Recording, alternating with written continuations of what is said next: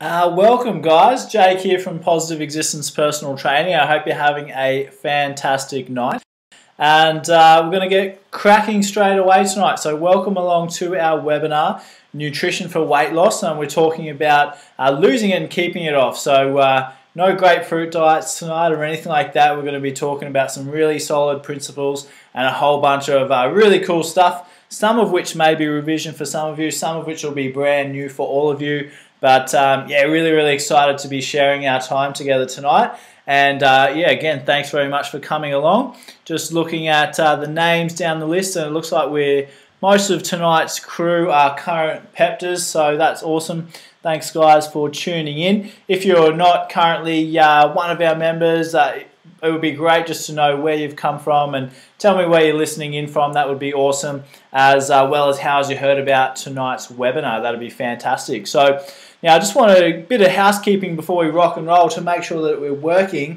I would love to know that you can actually hear me and I'm not talking to myself. So if you've got a little hand button that you can see, if you can click that just to say that you can hear me, and that'll pop up on my screen. That's awesome. Thank you very much. Fantastic. And there's also a little questions and answers little area. So feel free to drop in there and just say hi. Fantastic. Okay. That's awesome. Okay, so just say hi just so I know that it's working. That would be great. And just so that you know as well. So because if we have everybody on their microphones, there's a lot of background noise. We have everyone muted, but you'll answer questions that I ask you in this little box here. And also if you have a question, that's where you'll type it in. Okay, and I'll do my best to stay on top of that as we go through. All right, so let's rock and roll for everyone here on time. There'll be more people rolling in as the next few minutes go by, no doubt. Okay, so let's make sure the computer's working. Here we go, it is working. Before we start, we just want to make sure we get rid of any distractions so that we can spend some quality time here and get some really cool stuff done. So turn your phone off or put it on silent and flip it upside down so it doesn't distract you. Lock the kids in the next room, throw away the key. Any husbands or wives that are giving you grief, get rid of them too. Turn your I know button off. Now what this actually means is really simple. Everyone has this I know button. Now as soon as you start saying those two words in that order, your brain switches off from the possibility of learning. So if at any point tonight you feel yourself saying something like, oh, I know that already, I want you to put that to the side and reframe the way you're thinking about it and take the opportunity to try and learn something new or find a distinction on something that you already know. All right, so definitely want to get rid of that. We want to clear our mind. So some of the things we talk about might be a little bit different from what you know in the past or what you've learned in the past. That's cool. You know, clear your mind of what you know and let's start fresh tonight. And we've already asked that question, so let's rip into it.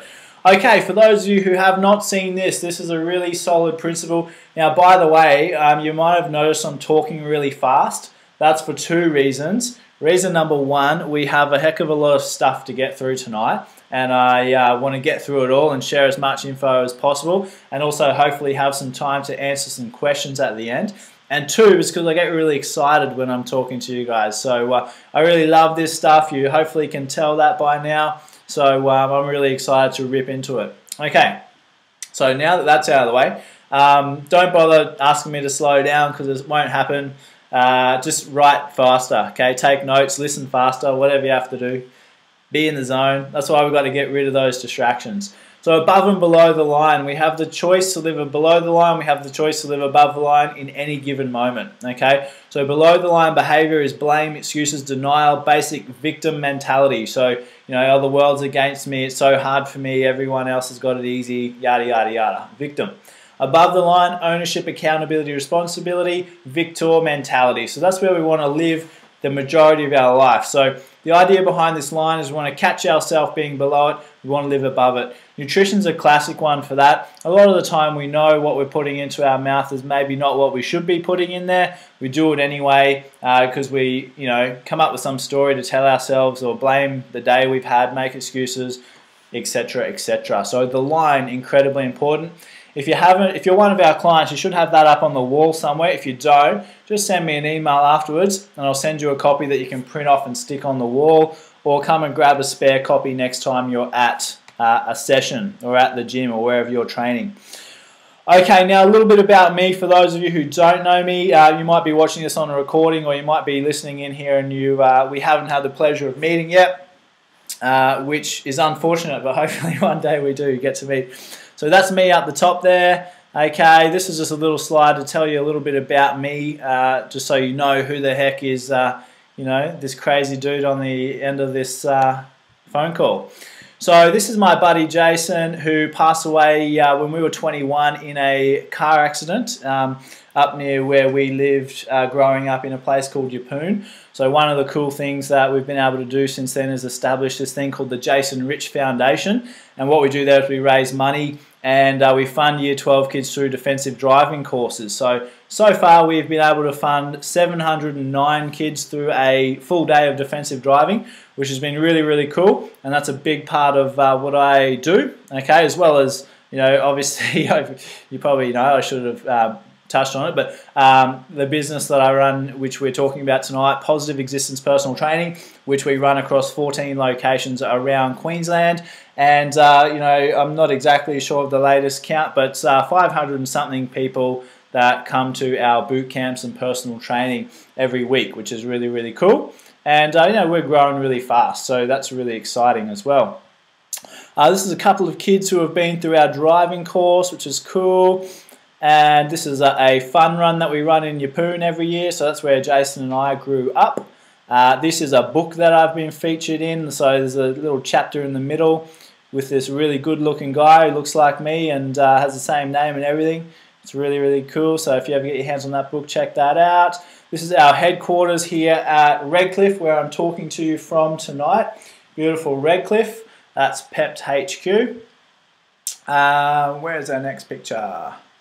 Down there, that's me over on the Kokoda Trail not too long ago, actually in a village on the Kokoda Trail, teaching the kids how to do some colouring in, which was good fun. And that was a fundraiser that we did for the foundation as well, which was really cool. And this is me and my partner Abby at this year at the Australian of the Year Award. So I was lucky enough to be a finalist in the Young Australian of the Year, which was really cool. And I got a cool little certificate to hang up on my wall, which is excellent. So anyway, that's a brief little bit about me, just so that you know who is talking to you, and hopefully I get to know a little bit more about you. So we're going to rip straight in from here.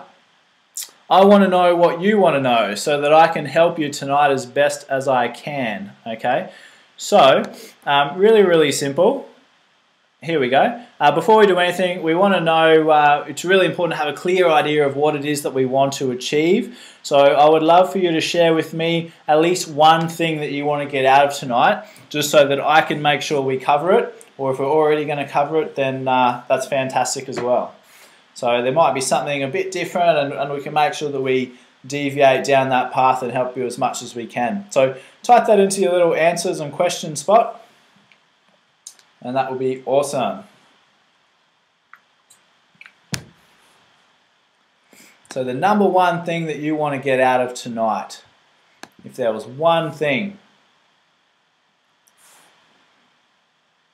So really important that we get clear on this right from the get-go so that we can make sure that we do get as much out of tonight as possible, and also it'll help your brain really latch onto those things that are important to you by just getting super clear with exactly what you want. It's like when you walk into a clothes store knowing exactly what type, what thing you want to get. You want to get a top, or you want to get shorts, and you want to get this style. Much easier to find than if you just go in having a look. Okay? Cool. So we've got healthy choices. We've got an understanding of balancing good nutrition with exercise. Awesome. Cool. What's best to eat after training? That's a great one. We're definitely covering that. And yeah, it's actually probably the simplest part of tonight, which is awesome. It's good to keep it simple when we can. So far we've got healthy choices. We've got knowing how to kind of match your exercise with your food, which we're going to be talking about. We're going to be talking about your pre-workout nutrition as well as your post-workout nutrition, which is really, really a big part of the whole picture, okay? Really making the most of those windows of opportunity that we have to boost our metabolism. Cool. Brain food, cool. Yep, brain food, definitely. I will talk about that. So that's cool as well. Also, on the topic of brain food, check out the blog that I wrote this morning if you haven't already. And we'll talk about omega-3s, which are really, really important for your cell function. So if you haven't checked that out, go and do that. All right, now let's rock and roll. Getting clear. I want to just get clear on exactly, what we're going to be talking about tonight and what we're not going to be talking about tonight. And, I suppose we start with the fact that nutrition is really complex and it can be really confusing. So everybody's slightly different, which makes running a webinar like this a little bit challenging, but that's okay. We'll overcome that. But it's just important that we're on the same page right from the get-go. I don't know everything there is to know, nor does anybody out there, so we're constantly learning. What I will be talking about tonight, we have been putting into practice with thousands and thousands of people, and the longer we've been around and the more people we've been able to help, the more refined we've been able to develop those processes and our knowledge at the same time. So there might be questions tonight that I can't answer, and I'll just tell you straight up, I don't know the answer to that. I'll either go and find out or tell you where you can find it, or go and ask someone that knows. I can help with a lot of the common things that we see with people every day, okay? And the cool thing is that we put these into practice, so we're not just talking about theories and this and that, all right? So that's really, really cool. So we're going to help you tonight get onto a path towards your goals and better health. We're not going to be able to cover every single thing you need to possibly improve tonight, okay? We just simply only have 1 hour together, so we're going to cover the most important things. So the goal for tonight, from my point of view, is to have you walk away with at least one really good thing that you can take away and implement straight away to make a massive difference in your life. Okay, if I can achieve that, then I'm sure you'll be happy with the hour you've invested, and I'll be really, really happy that I've been able to help you in some way. Okay, so that's my goal for tonight. Now, we're going to rip in and get stuck into our agenda. So what's the plan of attack for tonight? We're going to talk about this thing called biotyping real quick. And why I want to touch on that first of all is because it's generally something that we'll all be able to relate to and say, yep, I'm that type or I'm that type. And right away in the first 5 minutes of tonight's webinar, you'll be able to walk away with something that you can go and focus on. Okay, so I really wanted to start with that, just to give you some meat and potatoes that you can take away straight away, and then we'll go from there. We're going to talk about the top 5 mistakes people make and how to avoid them. Really, really important stuff. The foods to avoid and why. The foods to focus on and why. Okay, so again, we're going to simplify it tonight. We're not going to, get all crazy on you or anything like that, or try and show you how smart I am. Can't do that because I'm not that incredibly smart. But anyway, pre-workout nutrition, we're going to definitely cover that. Post-workout nutrition, just as important and very misunderstood, those two. So we're going to spend a little bit of time there. We're going to talk about how to break a habit. It's one thing to know what to eat, but it's another thing to be able to overcome those self-limiting behaviors that get us stuck in the first place, okay? So in other words, you know that ice cream is bad, but you eat it anyway, okay? How to break that habit. We're going to come with an action plan, because without action, all the knowledge in the world is not going to do us any good whatsoever. And that's going to finish us up for tonight. So it's really important that we leave here with a plan of action, something that you can go away and do, okay? Because it's not what you know that counts, it's what you do that counts. All right, biotyping. There's going to be 4 types that we're going to talk about tonight. Now, if you find an interest in this, you need to search a guy called Charles Poliquin. He's the guy who's come up with this biotyping theory or principle. I don't like the word theory because it's all based in science, and it's very, very tried and proven. Okay, so it's not just someone made up a grapefruit diet and marketed it and everyone bought it and all of a sudden it was a thing. Okay, this is actual real stuff. All right, so biotyping, there's 4 main types that we're going to talk about tonight. Chances are you're going to fit into one of them, okay? So the first one is for people who have developed a little bit of insulin resistance, okay? Now basically insulin is a hormone that our body produces to help us store carbohydrates, okay? Now, if you're someone that carries body fat around the shoulder blades, or like what people call their muffin tops, or the love handles, top of their hips, okay, in proportion to everywhere else, more in those places, if that makes sense. So there's body fat all over, obviously, but if you're out of proportion in these places, then there's a good chance you're starting to develop or have developed an insulin resistance, which can be a precursor to type 2 diabetes. So it's really important we get on top of it really quickly. So yes, really simply, if you think this is you, you need to read my blog from this morning, actually, at pept.com.au/blog. But basically, you're going to increase your omega-3s with oily fish. You're going to eat more regular meals, smaller meals, so you don't have as big a hits of carbohydrate into your system at the same time. And we're going to lower our overall carb intake. Now, this is probably one of the most common ones that we find with people. So we're actually going to talk quite a bit in depth about that later, and about controlling your blood sugar levels and insulin resistance and all the rest of it, okay? So that's really important. We've got cortisol. Now, cortisol is a stress hormone, often related to the one above it as well, because if your body's got elevated levels of insulin for floating around your bloodstream for long periods of time, you'll typically, body will produce cortisol as well because it's under stress, which causes a whole bunch of other problems. So this one, if you're somebody who has excess tummy fat, okay, so more fat on the tummy in proportion to everywhere else, there's a few things we can do. You can just try reducing your stress, so just removing yourself from stressful situations as much as possible, or just handling it better. Increase a lot of caffeine can be a bit of a problem with this, and increase our cortisol levels. So reduce that if you're a big coffee drinker or caffeinated drinks and all the rest of it.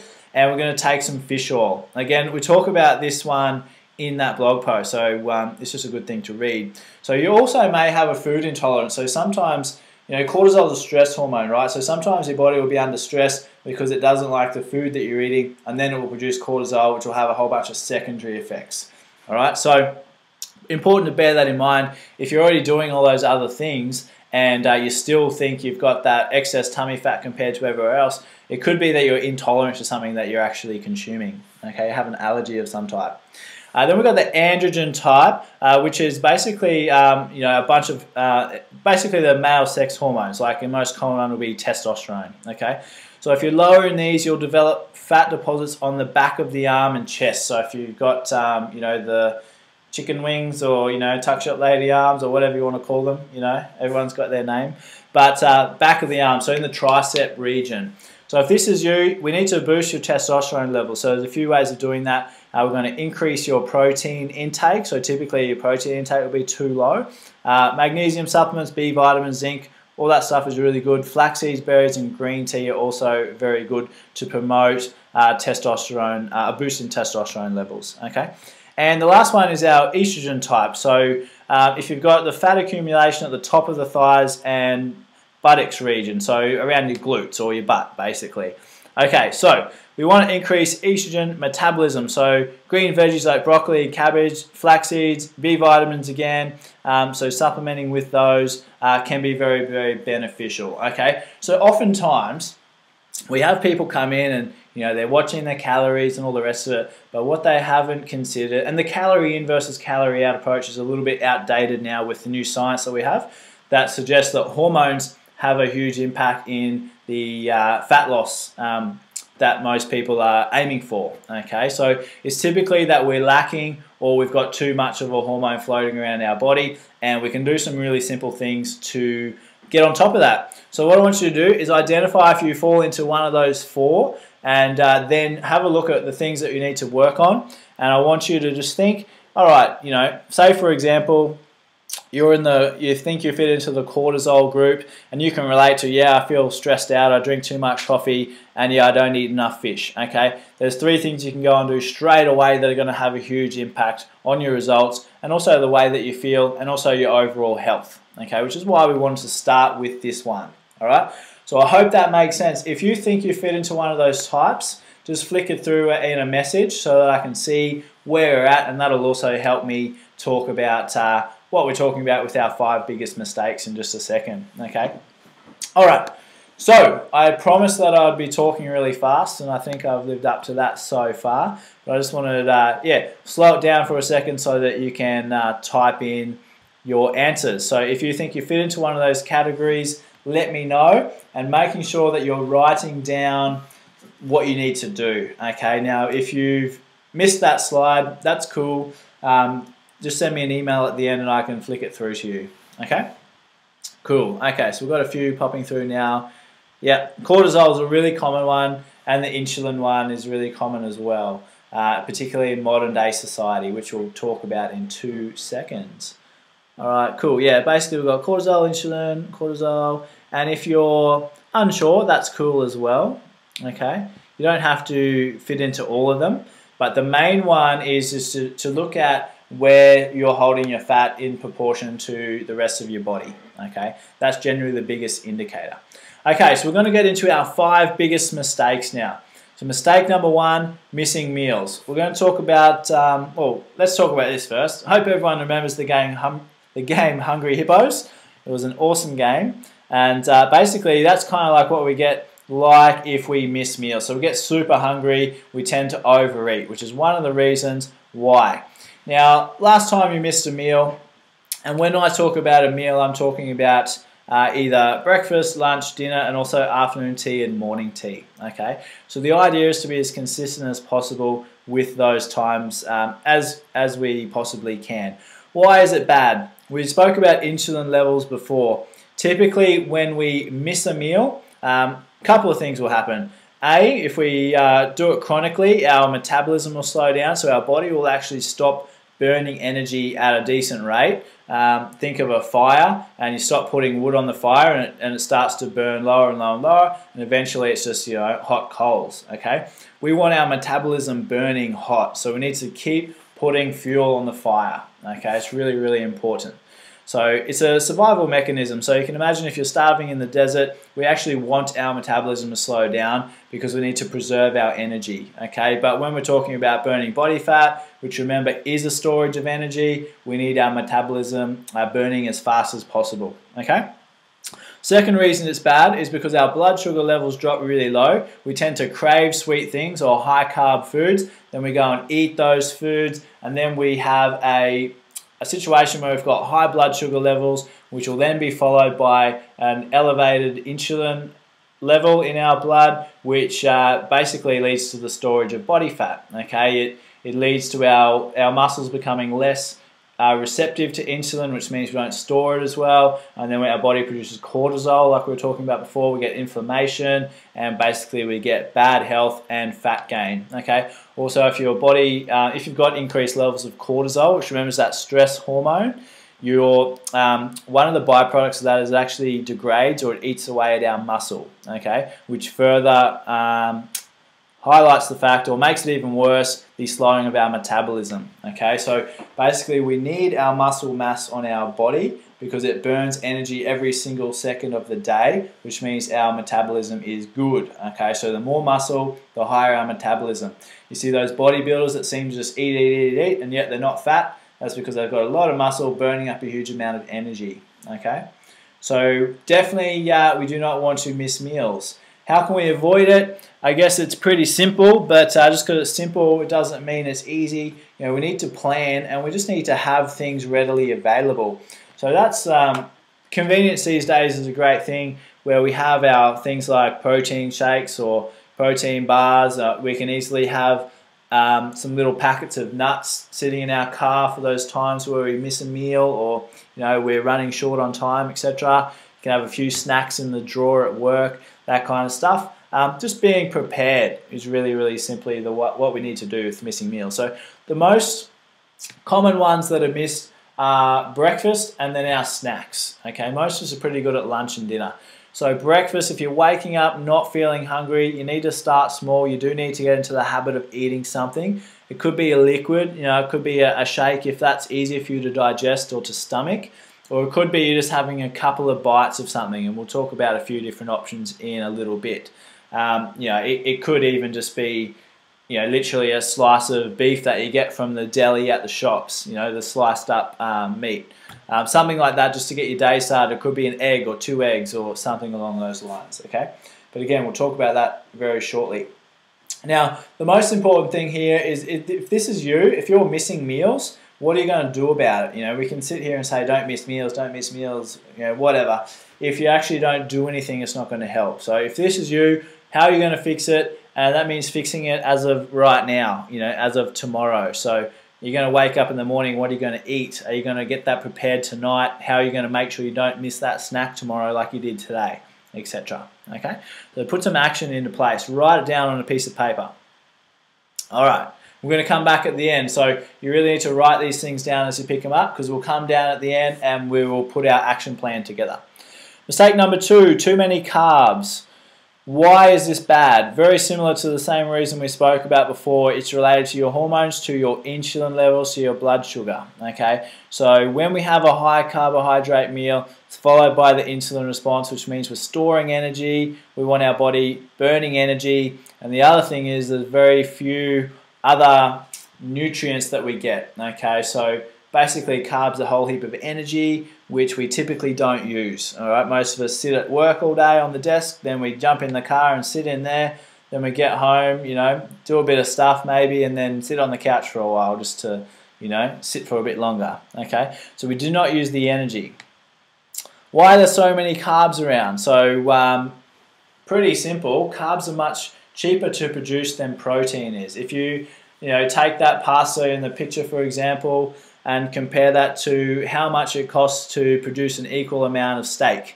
Okay, steak is a lot more expensive. You think you've got to feed the cow, transport the cow, kill the cow, cut the cow up, transport it then to the shops, etc., etc., and then someone's got to make some money in there as well. Whereas some carbs, some pasta, sorry, we grow some grains, we mash it up, process it through a machine, and we've got a packet of pasta at the end of it. Okay, so much cheaper to produce, therefore it can be sold for cheaper, therefore it's become really popular and it's really easy to cook and eat. Okay, so that is why there are so many around in our Western diet with farming and all the rest of it, making things so easy and cheap to consume. Okay, so we need to be aware of that. Just because there's heaps of it at the shop doesn't mean it's any good for us. In fact, since changing our diet more along these lines over the last 100, 200 years, the number of people that die from preventable diseases or that have these preventable diseases has skyrocketed. If we went back hundreds of years ago, where food was a lot simpler, there wasn't a packet of pasta lying around in the kitchen, there were a lot less preventable health conditions. Okay, so how to avoid the carb trap? Couple of simple strategies. Really simple. We want to make sure we don't miss meals. So remember before, when we miss a meal, our blood sugar drops. Our body's response to that is to crave carbs because it's a quick way to get our blood sugar back up. But typically we overcompensate, right? And we eat too much and all the rest of it.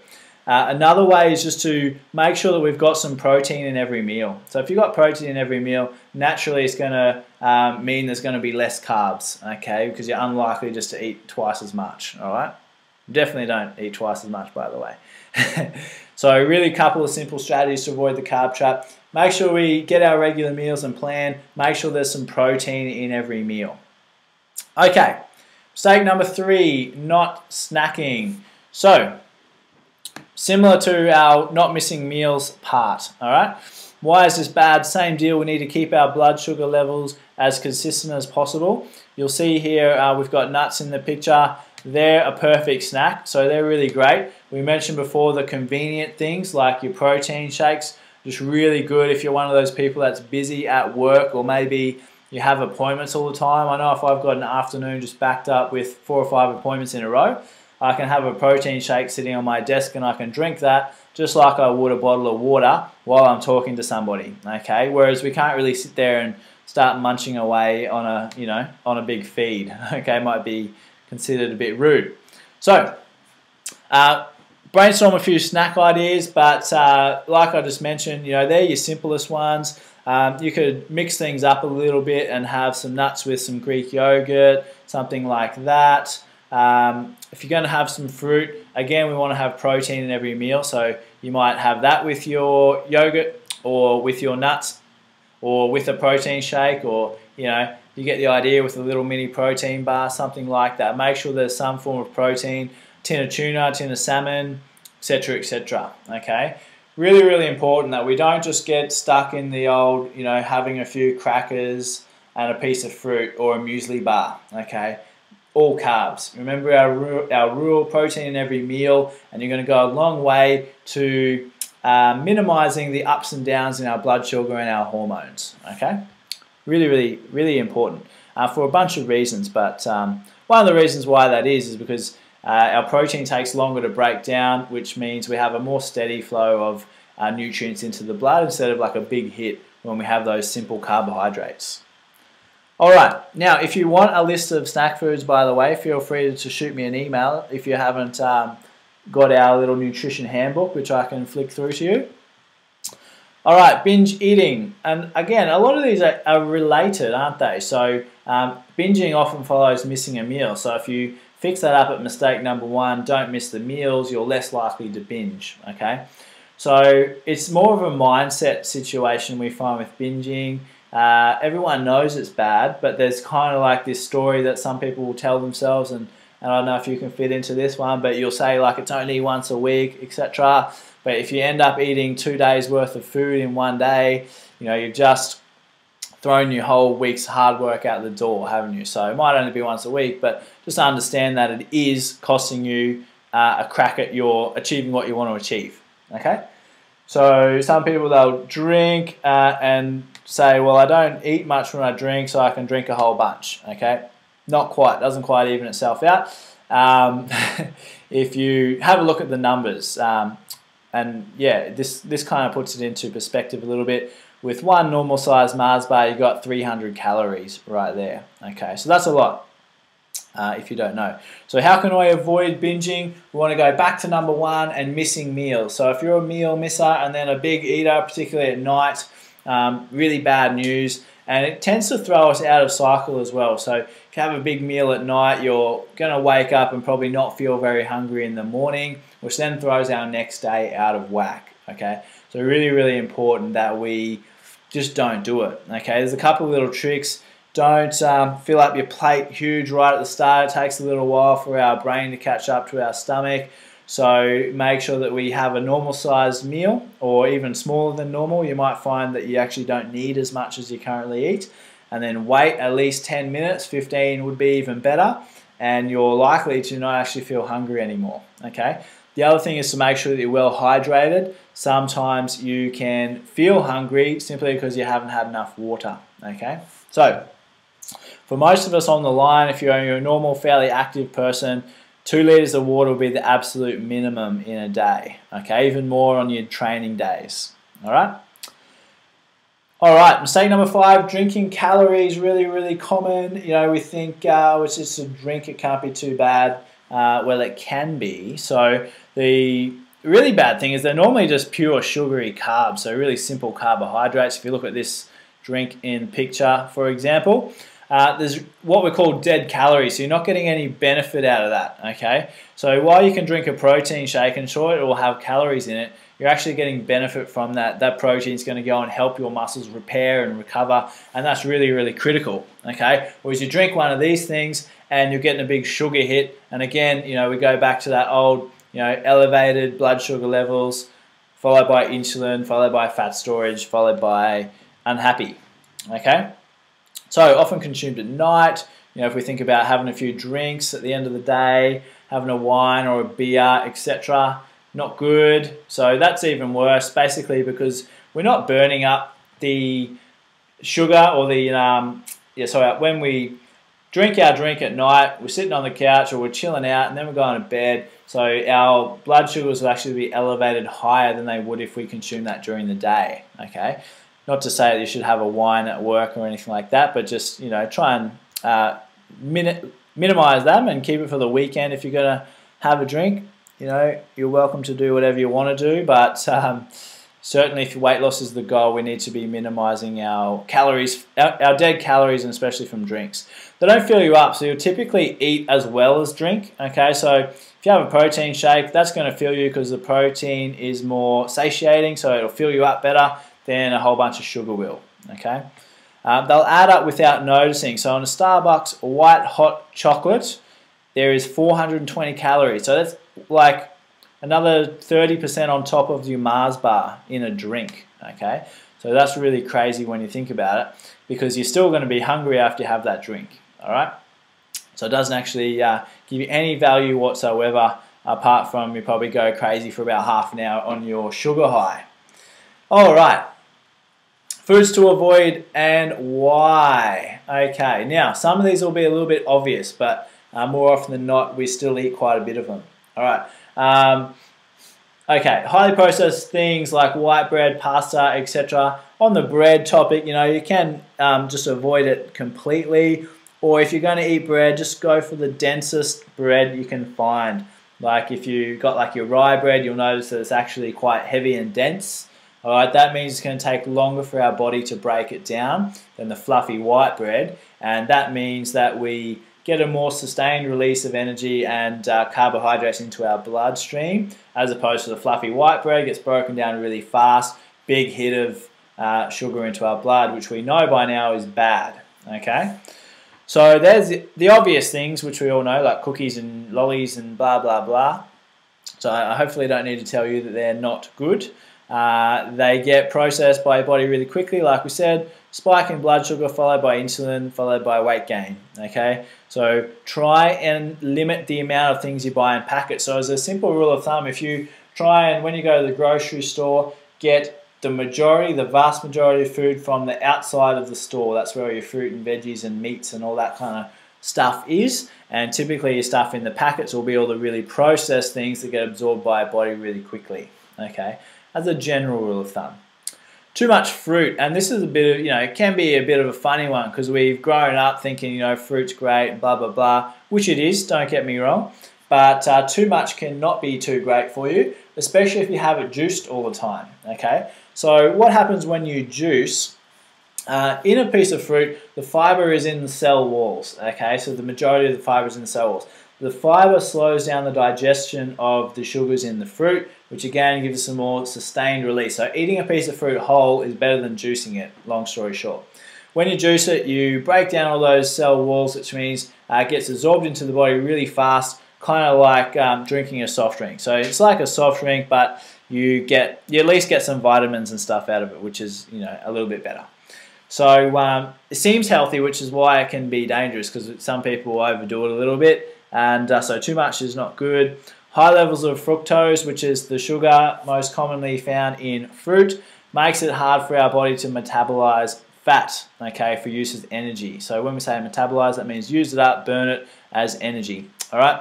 So, and if there's too much in our system all the time, it can cause cell damage, which will cause insulin resistance. So we spoke about that right at the very beginning with the insulin resistance, which basically means our cell walls can't, the receptors on our cell walls don't work very well, the insulin receptors, sorry, which means they can't bind with the insulin, which means we can't store the blood sugar, which means it floats around our blood for ages, which is what causes cell damage. Okay, so it's kind of like round and round we go. Okay, one thing makes the other thing worse and it goes around in circles. And that's the development or the beginning of type 2 diabetes, when your insulin receptors stop working very well. Okay, so that's bad news. Bad news, don't do that. All right, so eat your fruit whole, long story short. Okay, on the fruit too, typically your fruits with darker skins will be better for you as well. So things like your berries and all that, all those good stuff, the darker the fruit, the better. It will, sorry, I just had a bit of a mental blank there. But things like bananas and that, they're great too, but you're not going to get, the word has escaped my head. I'm having a brain meltdown. But anyway, I'll come back to that. Things to avoid: high-calorie drinks. We've already spoken about that. Juice, cordial, soft drinks, alcoholic drinks, and generally high in sugar or sweetness. So just because it doesn't have the sugar in it doesn't mean it's good for you as well. So your Pepsi Maxes or your diet drinks with a huge amount of sweeteners, still not very good. Okay, so just be wary of that. Remember, we're not just talking about calories in versus calories out right now. We're talking about the effect it has on your hormones. So the sweeteners will often have the same effect as sugar will, okay, because your body can actually respond to the sweetness as opposed to the actual sugar in the stuff, all right? And again, they don't fill us up, so we eat on top of the calories that we're drinking, okay? So not good. So pretty simple. eat just a simple foods are best. So we're going to stick to our proteins, which we'll talk about in a minute, lots of veggies, all the good stuff. And just as a rule of thumb, minimize the processed nature of your food. So the less processed it is, the better it is for us. It's going to take a lot more energy for our body to actually burn it up and use it as well. Okay, so foods to focus on. Protein. So we mentioned this 2 seconds ago, but the benefits of protein is going to help you repair damaged muscles. It's going to help you build muscle, which is going to improve your metabolism. So our muscles are made of proteins, okay? So when we damage our muscles through exercise and then we eat enough protein, our muscles will come back bigger and stronger, okay? As long as we've done the right type of exercise, obviously. Now that's going to lead to an increase in our metabolism, which means that we're going to be burning energy every second of the day. We're going to be burning more energy than we would otherwise, okay? So if I'm sitting here with 50 kilos of muscle on my body versus the person next to me who has 40 kilos, I'm going to be burning more energy every second of the day, okay? Which means if I do slip up and eat have a weekend where I go away and eat whatever I want or whatever, the damage is going to be less because my body's going to burn off more of it, okay? It's going to keep you fuller for longer with the protein, so that's going to help stop you from overeating later. And it requires more energy for your body to break it down. So this is called the thermic effect of food, okay? So it takes a lot of energy for your body to break down the proteins, which takes longer, which is why it keeps you fuller. And it actually the process of breaking down the food throws off heat, which takes energy, okay? Which is why it's called the thermic effect of food. Thermic. Get my words right. Okay, and examples, pretty simple. Meat, fish. Most of us need to eat more fish. Get a tin of tuna in there for morning tea or whatever it takes, whatever you like. Salmon or something along those lines. The oily fish is the best. Your meat can be simple. You don't have to sit there and cook a steak. Like I mentioned before, often overlooked. Go to the deli. Don't get your hams and salamis and things like that. But you can get your slices of turkey or beef, things like that. They're really good and they can be a good little snack, okay? You can just whack a few slices in the fridge, take 1 or 2 with you and away you go. Really handy, easy to eat.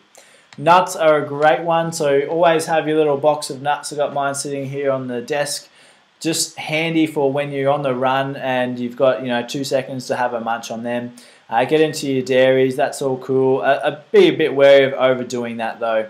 But your Greek yogurts and your thicker yogurts that are lower in sugar and higher in protein than say your more commercial ones, like your Skis and Yoplait and things like that, which aren't so great, super high in sugar and lower in protein. Okay, veggies, we all know veggies are good for us. So, great source of fiber. Again, that'll help keep us fuller for longer because it slows down the digestion. You'll get carbohydrates to varying degrees, so you'll get your energy from that. And they're what we call low GI carbohydrates. So that means there's a sustained release instead of your high GI, which is your sugars, your lollies and white breads and things like that, which get absorbed really quickly. Okay, so we want to go low GI with our carbs. And the micronutrients, which means vitamins and minerals. Okay, so obviously very, very important. Fruits. Okay, here's the word I was looking for earlier. Antioxidants. That's the one that I forgot. Okay, so darker fruits have more antioxidants and lower insulin responses. Okay, in other words, what that means is they are lower GI than say your citrus fruits. Okay, so berries, for example, are much lower GI than an apple or an orange. All right, which get absorbed by your body much faster. Okay, plus they have more antioxidants. So the reason behind that is they produce this dark color in their skin to protect themselves from the sun, and that process basically creates a whole bunch of antioxidants, which, as most of us know, are really, really good. Anti-carcinogens and a whole bunch of good things that they do for our body. Basically, antioxidants will go in there and attack a whole bunch of the bad stuff that floats around our body, toxins that are floating around from the things that we've eaten or from stress and things like that, okay? So really, really good. Now, this can be a little bit contradicting because we just said before, don't eat too many fruits because we can overdo them, but stick to the darker fruits as a rule. If you're making up a smoothie, for example, We know that we don't just want to juice up all of our fruits because it's not great, but if you're chucking berries in a smoothie, that's okay because they're lower in GI, okay? Whereas if we chuck a bunch of apple juice in there or something like that, it's just going to make our smoothie really sugary, okay? So important not to confuse them.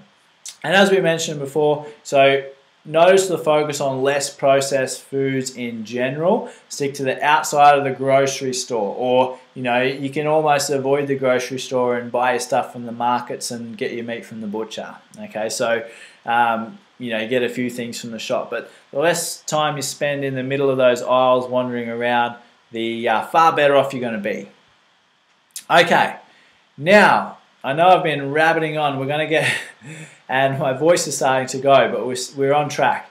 So pre-workout nutrition. Most of you guys on the line here are working out regularly, which is awesome. So this is going to be really, really important. And this could be a little bit contrary to what many of you have been told. So most of the, I suppose, myths or wives' tales that go around about pre-workout nutrition come about from sport. Okay, we grow up playing sport and we get told, eat lollies before training and before games, etc., etc. Well, we're talking about fat loss tonight, so very much of a different ball game. If we do the same things, we're not going to get the result that we're chasing for, that we're looking for.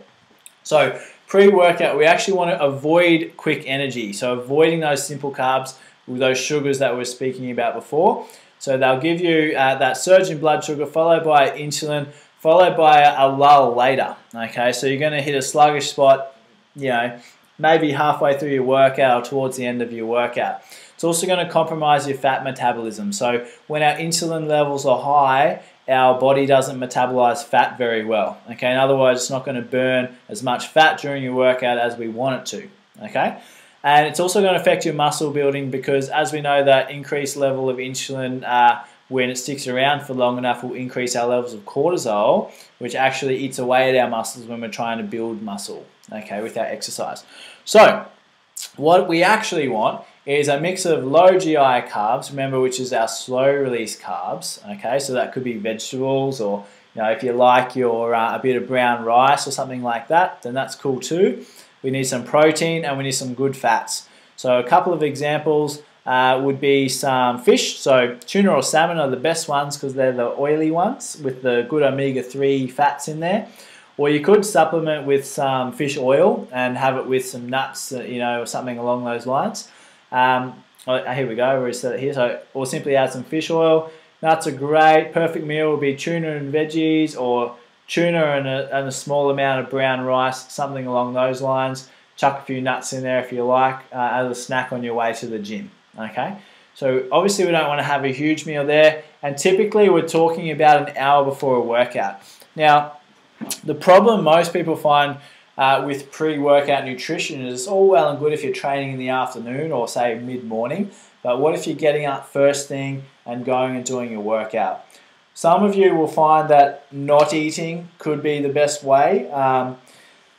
Technically, we wouldn't, generally recommend that, but I would recommend that you would trial and error if this is you. So if you're up and at 'em and doing our 5:30 boot camp, can be a bit difficult to eat something beforehand, but I would still like to have something small, even if it was just on your way to boot camp or 5 a.m., that kind of thing. So the trick is, if you're not used to eating anything in the morning before a workout, start small and build it up. So we know from research that eating the right food before working out will help you elevate your metabolism for a longer period after your workout, okay? So it's really, really important that we do have something beforehand. So for you, that could be, like we spoke about before, we want to have a source of protein. So it could be just a bit of a protein shake or even half a protein shake, that's fine. If you've got iron guts, then you can have a bit of yogurt, something like that. Or your easy to prepare meat, so like your slice of beef or turkey. So literally, you roll out of bed, you wake up, you have a glass of water, you grab a slice of beef and you start eating it. I know it sounds crazy, but you're just munching on it on your way to the car. By the time you get to the car, you've had a little bit of food, and your body's actually going to perform a lot better. Your metabolism is going to remain elevated for longer after your workout. Now, that takes a bit of training yourself. Okay, so if you're not used to eating at that hour of the morning, you're not going to feel like eating straight away. You're going to have to force it. So start small, just have a bite or two for the first day, that's fine, and then build it up from there. You don't have to have a 3-course meal or anything like that, but we do need to get something into the system. Okay? So if you guys work out in the afternoons, like I said, it's probably a little bit simpler. Pre-workout too, just avoid the fruit, especially just fruit. Like, don't just have a piece of fruit.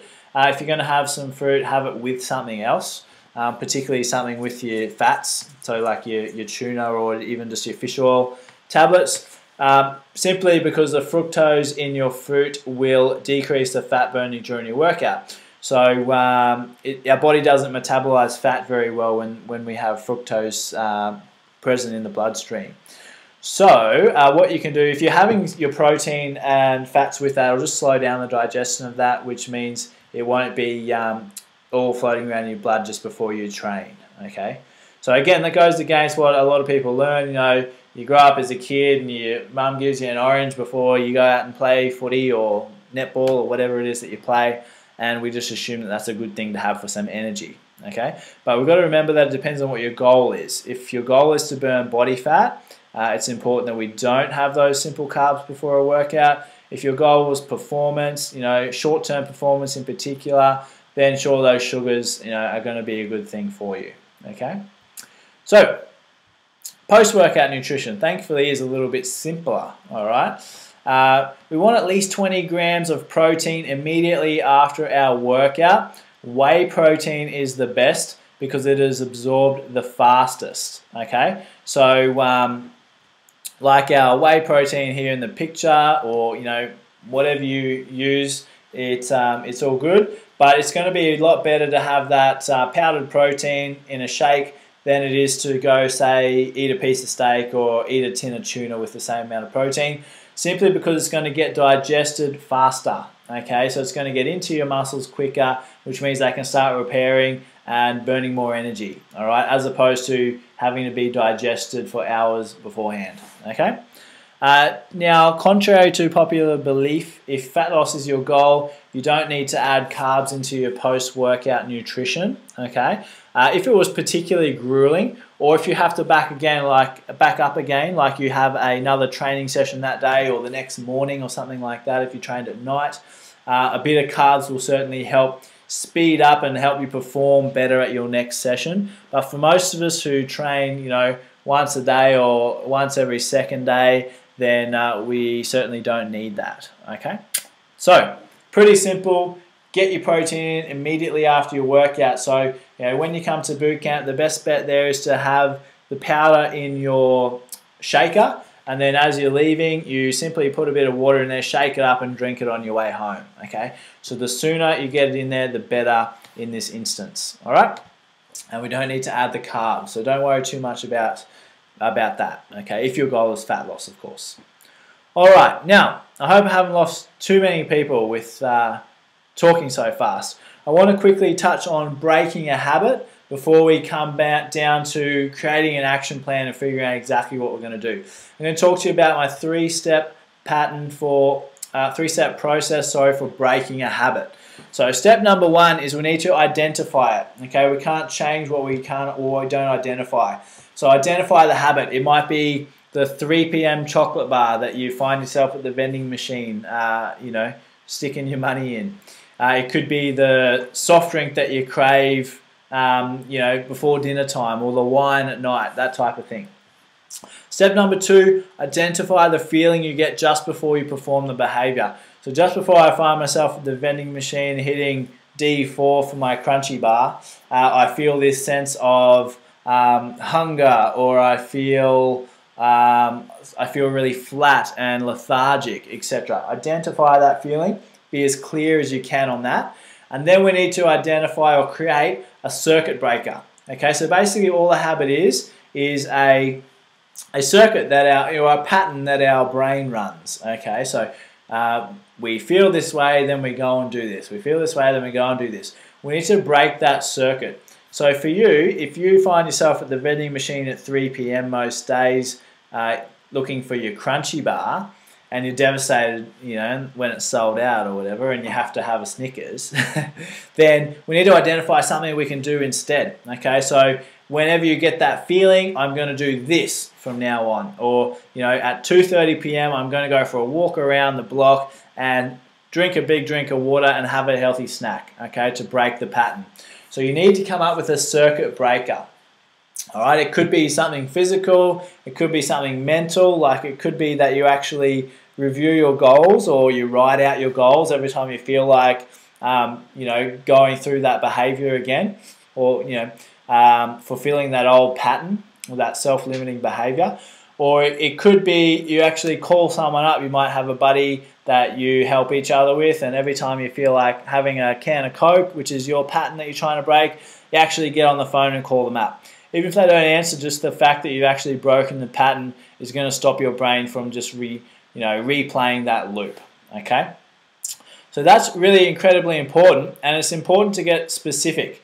So don't just say, I'm going to eat something healthy to break my pattern. Say, I'm going to drink 500 mils of water and I'm going to eat a piece of fruit or eat a handful of nuts, something like that.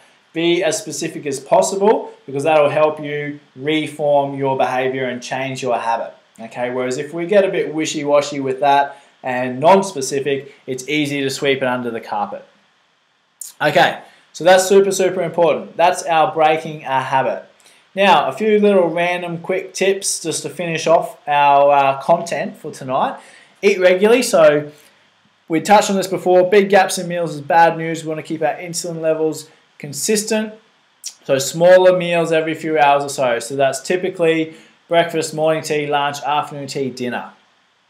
Tip number 2, drink water. We need water to function properly. Your metabolism will improve. In other words, will burn energy more efficiently. You recover better from training. You'll be less hungry. For most of us here on the line, if you're a normal-sized person, that would be around at least 2 liters on a non-active day, more on the active days. Okay, so depending on how vigorous your exercise is, how hot it is, all that kind of stuff obviously plays an impact there. Protein in every meal, we spoke about that. We'll leave it there, but really simple. Make sure you've got protein in every meal, and 4 out of 5 nutritional problems will sort themselves out. Surround yourself with inspiration. So staying on track can be hard at times, so you need to stay in an environment of inspiration. So your environment is critical, absolutely critical. If you hang out with a whole bunch of negative, unhealthy people that eat crap all day, it's going to be harder for you to stay on track with your nutrition, eat well and stay healthy. Okay, if you hang out with inspiring people who take care of their health, who invest in their health, who take the time and energy to make sure they can live a healthy lifestyle, then you're going to be able to follow suit much more easily. Surround yourself with, follow the right people on Facebook, and those negative people, stop following them. Okay, stop buying into crap that you see on the TV. Okay, if you see one of those stupid ads, switch channels. Okay, don't watch those infomercials. They're bad. Okay, we see all the advertising for the quick fixes. If we hang around those type of things and we think in those kind of patterns, or we hang around with people who are on the latest soup diet and we start talking about the soup diet, we're going to start looking for those quick fixes. Surround yourself with inspiration, with people that are on the same path as you. Can't stress how important that is. Okay, be clear on your why.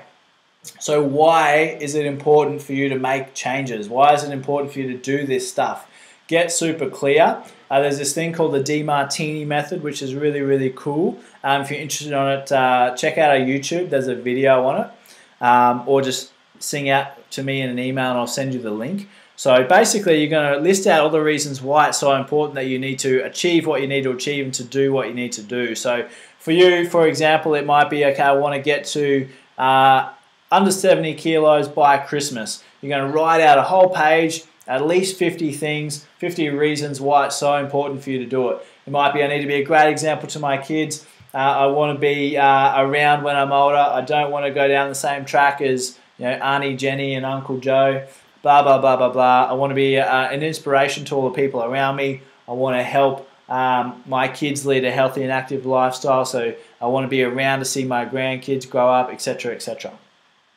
If you can come up with 30, 40, 50, 60 reasons why it's so important for you to do that, it's going to create a really powerful neural pathway in your brain, and it's going to be very hard to override that. So in other words, every time you actually think about doing the wrong thing or something that's not going to help you towards those goals, it becomes, you know, this clear decision that why would I do that? That's stupid. I've just come up with 50 reasons why I need to do this. This is what I'm going to do. Okay, so that's really powerful. Getting super clear on your why, because you're going to need a powerful why to overcome some of the excuses that are going to want to pop up as we get into it.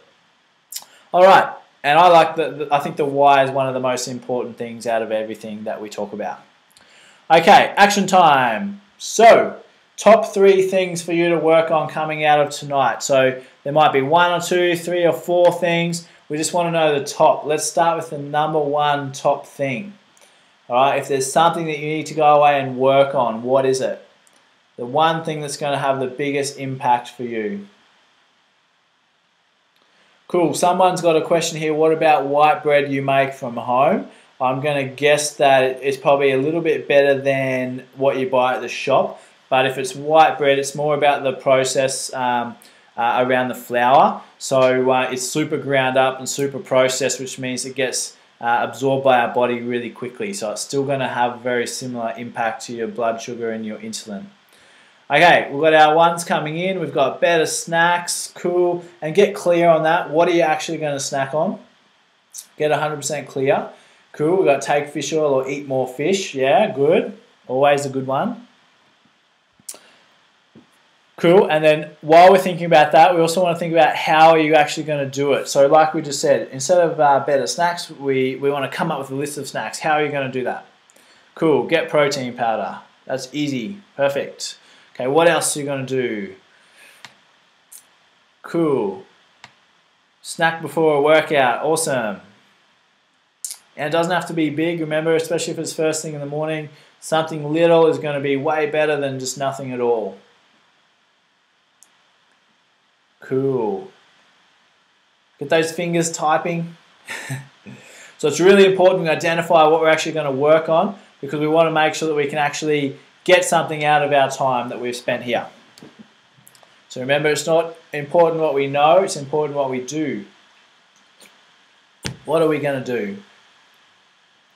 All right, plan ahead. Yep, awesome, cool. Keep those coming through, guys. I know some like to think about things before you type them and that. So no time limit on this. Keep popping them through. More protein in the middle of the day. Yep, awesome. Plenty of ways we can do that. Okay, while you're typing those through, and keep going with that, I'm going to just explain a couple of options that we have. So some of you will be thinking, what now? That's all good. I learned some stuff. Now I need to go and put it into action, okay? So right now you have 2 options. Option number 1 is that you take what you've learned and go out and apply it, and that's fantastic. And certainly I hope that you do that, and I hope that you get some great results. Option number 2 is that you allow me to help you, okay? Which is obviously a better option. So tonight's special offer is for people who want an extra helping hand, who want a clear structured plan that is going to help them towards their goals, okay? Want to be sure that what you're doing are the right things to achieve your goals as fast as possible. For people who, like me, want to achieve their goals yesterday, and for people who want to make a lasting change. So we're not talking about a quick fix, shake diet or anything like that. We're talking about creating lasting habits that are going to help you, not only in your food and nutrition, but in your exercise, and I think most importantly in your mindset, okay? So everything stems from how we're thinking inside our, or in between our ears. So if we're all there and on track in between our ears, everything else flows a lot better, okay? We make better decisions with our food, we make better decisions with our exercise and training and the rest of our life as well. So what the hell am I talking about? I'm talking about this thing that we call the 21-day Fat Furnace Challenge, okay? And let me explain what that is. Every Tuesday, starting tomorrow, we have a weekly webinar. So the next 3 Tuesdays at 7:30 p.m., we have a weekly webinar with our group where we'll assess your progress. Tomorrow night we'll start by setting our goals for the program and figuring out our action plans and the top things we need to work on. and how we're going to make sure that we get them done. Okay, like I said, formulate action plans. We're going to be building self-worth. So like I said, the mindset's really, really important and critical to hold everything else together. And we're going to learn some new ways of staying on track and moving forward. All right. So basically every week in our webinar, we learn something, we do some content, and then we work on our action plans and overcoming any barriers that are going to be in front of us. Number 2 is daily accountability. So every single day for this 21 days, you're going to post daily into our private forum with the exercise that you've done, the food that you've eaten, and any homework that you've got that week as well. So the homework will typically be something that takes you 4 or 5 minutes a day, which is a little mindset activity to help keep us on track. Okay, so that allows me to give you daily feedback and hold you accountable to making it happen. And Simon from PepCQ will also be helping me on the forum every day, so you get the best of both of us. He's really great on the staying upbeat and staying on track and staying focused in terms of our mindset, and I'll be helping you more with the technical stuff. Okay, don't eat that food, eat this food, etc., or try this instead of that with your exercise. Okay, and the access. So you're going to get access to me and Simon, many questions as you like, as we progress through the program. So that's really valuable from the point of view is when you're not sure about something, you've got someone there to ask straight away and be on track rather than kind of going and doing what we think or what Johnny's brothers, PT, Sam told us to do. So total value of $493 plus whatever you want to put on priceless. So the good news is, I hope you like Futurama. I also liked that as a kid. Anyway, the good news is that you won't pay $493 tonight. In fact, you would not even pay half of that. So your investment will be just $147 if you're one of the first 20 to register. Okay, so we've already had a bunch of registrations from last week's, and I believe there are about 12 spots left at the early bird price. Okay, so once the early bird price is gone, basically you'll be up for $197 instead of $147. Okay, so really simply, if you want to be a part of it, we'd love to have you on board. Like I said, we're kicking off tomorrow, so you really need to get stuck into it if you're going to do it. www.pept, so P-E-P-T, fatfurnace.eventbrite.com.au is where you need to go. First in, best dressed. Like I said, 20 spots available, so then the price moves up. Tomorrow we'll be sending this webinar link out to our entire list, and we hope to have that 20 spots filled up before we kick off. So if you want to be a part of it, we'd love to have you on board. It's a really great program for the people that need a bit of extra help and a bit of extra accountability, I think is the most important part. And just the chance to create some new habits. So we know that it's easy to go and make some changes for a few days. It's harder to turn them into habits, which is why the program goes for 21 days intensive, so that we can help you through that process, and by the end of the 21 days you've got some great solid habits that you can continue on for good, okay, and get some real long-term change, as opposed to, hey, I lost X amount of kilos in 3 days, okay, and then put it all back on plus more. So we're trying to create some long-term change. So if you feel like you want to be a part of that, then jump on board ASAP. In other words, shoot over there right now and do that. All right. Now, I'm happy to stick around for a couple of minutes. I know we're a bit over time, but that's cool. If you've got any questions, feel free to pop them through now. I'll stick around for a minute or two, or as long as there's questions coming in, I'm happy to answer them. And yeah, look forward to helping some of you in our Fat Furnace program. And apart from that, I hope you had a great session. I hope you learned something. I look forward to helping you again sometime in the future. So if you want to ask questions, stick around and pop them through. If you're happy and done, feel free to chuff off and have a great night, or what's left of it, and get to bed early.